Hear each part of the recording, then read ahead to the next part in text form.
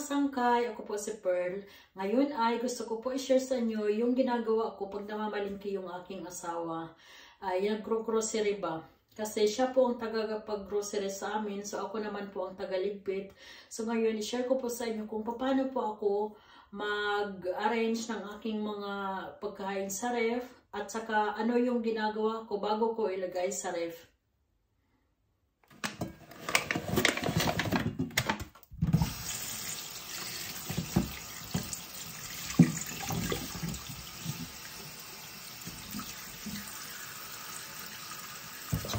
So guys, ganito po yung ginagawa ko sa mga pinamili ng aking asawa. So ang ginagawa ko, hinugasan ko lang ito nung mailang beses. Kasi para matanggal yung mga ano dyan, yung mga kung ano-ano dyan. So, ang ginagawa ko dito ay, kaya lang wala kung ano ngayon suka. Ilalagyan ko siya ng suka, tapos ibinababad ko siya ng 10-15 minutes. Tapos binabanlawan ko ulit. Tapos ako nilalagay ko sa sa lagayan. Ilang beses ko lang hinugasan para sigurado tayo na natanggal yung kanyang mga dyan. So, mayroon akong lagayan dito na ganito siya. Tapos lagay lang. Kita nyo ba? So, ganito lang yung nagawa ko. Para yung niya, yung kanyang tubig na para hindi mababad yung prutas. Yung kagaya na hindi mabababad pagka yung nasa ilalim siya. Ganun. Ayan, takpan lang. Hindi na kumasya. Tapos saka natin ilagay sa ref. Mga ganito naman yung ko. Yung mga ganitong prutas na maliit. So, ganon din ang ginagawa ko. Hinugasan ko siya ng mga ilang beses. Saka ko ilagay sa lagayan. Dito ko siya ilalagay. Ayan. So, ayan. Ilang beses ko na hinugasan. Ilalagay ko dito. Para pagka kukuha na lang. At kailangan natin din ito, ubusin ka agad hanggang 3 araw kasi minsan nasisira sila. Yan, takpan lang para maganda tingnan sa ref. Ganun din ang ginagawa ko sa gulay. Hinugasan ko siya bago ko ilagay sa ref.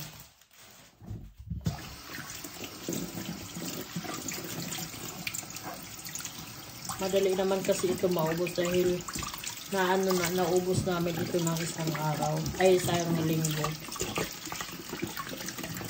So, pag kayong matagal na gulay, na matagal yung kagaya ng patatas o huwag hugasan kasi masisira ka agad. Kailangan, pag hinugasan, gagamitin niyo ka agad dahil nasisira siya pagka hinugasan agad, no?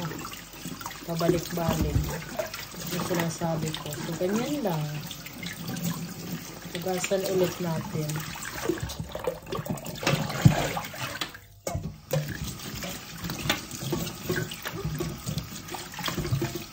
Ito naman yung natin na sa ref. Iba ito yung lagayan ng mga gulay. So, dito ko ilalagay yung mga gulay na. Gagawin ko lang dito dahil basa siya. Para hindi siya masira agad. So, punasan ko lang, saka ilagay ko dito sa lagayan. Ganyan lang.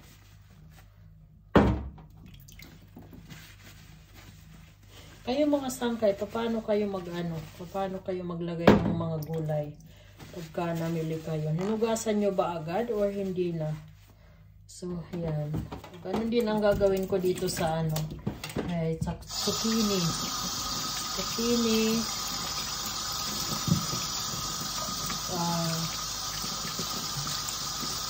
Kahit anong gulay. Ay, ito lang. Yung mga buo lang. Pero pagka hinugasan ko siya ulit. Pagka yung gagamitin ko na, hinugasan ko siya ulit bago ko siya i-slicing.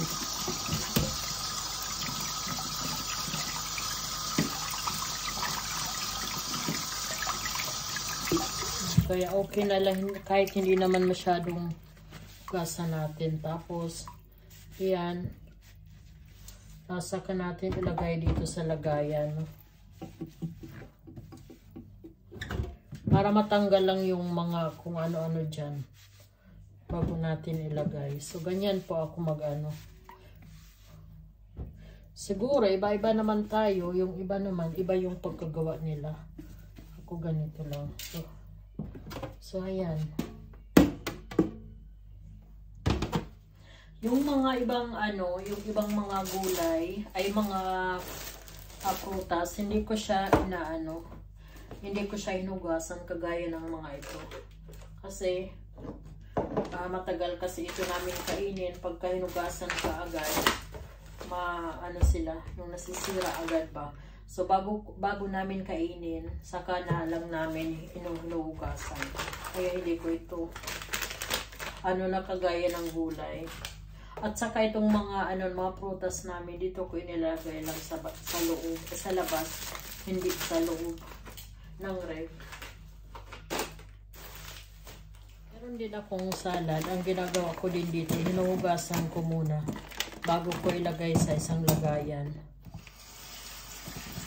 Ilang beses ko ito hinuhugasan, 3 hanggang 4 na beses.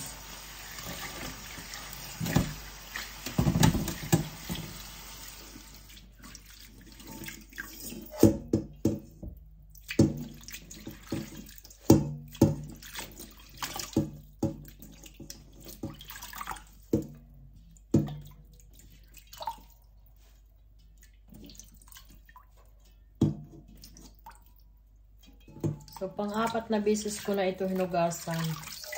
So, ganun lang ginagawa ko.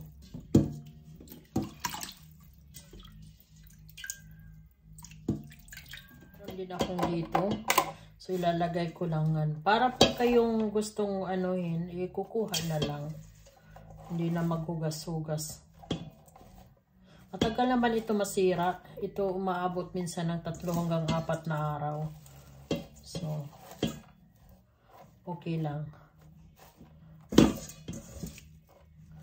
Ayan. Kinabukasan kasi na yung kanyang mga tubig ginagawa ko. Ginaganon lang, oh. Tapos, tuloy. Ayan, sara natin. Yung mga ganito naman, ang ginagawa ko, hindi ko na ito ini-slice kasi wala akong mapaglagyan sa ref. So, ang ginagawa ko dito, pagka yung gagamitin ko, inaano ko na lang, ini-slice siya, tapos saka ko ginagamit. So, ganito lang. Tinatanggal ko siya sa kanyang balot. Yung ganitong mushrooms naman, hindi ko ito hinugasan. Saka ko lang siya hinugasan pag gagamitin na. Kasi hindi ko naman ito mauubos agad sa pagluluto. Pag nagluluto kasi ako, mix-mix lang. Kaya, kunti lang kinukuha ko, tapos saka ko siya hinugasan. Ito, ganito lang ko ilalagay sa ref. So, ganito po ako maglalagay ng mga pagkain namin dito sa ref. Yan po, dito sa ilalim yung mga gulay, yung nilinisan ko kanina. At saka yung ref, nililinisan ko yan 1 beses sa 1 linggo. Nandito yung, pero gagawin ko ito mamaya, nilagay ko lang muna. Ayan mga gulay dito sa ilalim, at saka dito naman yung prutas, ito yung salad, yung grapes, at saka ito, may cheese, at saka yung liver spread. Nandito din yung ating yung blueberries. Sa taas yung mais. Tapos yung sobra na na grapes kasi hindi siya kumasya. Dito ko siya inilagay. Ayan yung quark, yogurt. Dito naman sa taas yung tofu. May cheese. Mayroon din cheese. Sauerkraut. Mayroon ako ditong wraps. Dito ko siya nalagay sa taas. Iniroroll ko lang siya kasi bukas na para hindi siya mag-dry. Mayroon fresh cheese. Nandoon naman yung butter. Tapos dito naman sa ayan po ang itsura. Dito naman yung itlog. Yung aking peanut butter. May bagoong. Meron Yakult. Tapos yung whipped cream. Sa ilalim naman dito yung gatas namin na lactose free. Ito meron din akong peanut butter na walang sugar.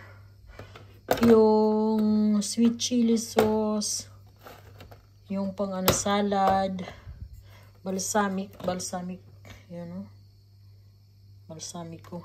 Masarap yan sa ano, salad. Yung beer, ang tagal-tagal na dyan. Siguro ilang taon na yan dyan, nandiyan pa rin. Tapos, meron din akong tomato mark, at saka mustard bantasen. Ayan, yan lang po. Yan, ang pakita ko sa inyo. So, ito yung huli kong ginawa na ano. Bali, ang gagawin ko lang dito, naglagay ako dito ng tubig sa sa base. At ilagay natin yung ating napakagandang bulaklak. Paborito ko talaga yung yung tulipin. Yung tulipin ang tawag yan dito. Medyo na siya. So, ang ginagawa ko, tatanggalin ko lang dito. Puputulan ko lang dito sa ilalim. Kunti lang. Yan. Yan. Saka ilagay ko dito sa vase. Ayan, ang ganda. Ang ganda niya. Tanggalin ko lang itong kalat. So, ayan. Ano lang natin ganon. Kung anong gusto. Ayan. So, yan po mga sangkay. Ilalagay ko yan doon sa sa sala. Mamaya. At saka ayusin ko pa din. So, ito naman yung aming, yung prutas. Dito ko inilagay siya sa Hindi ko siya hinugasan.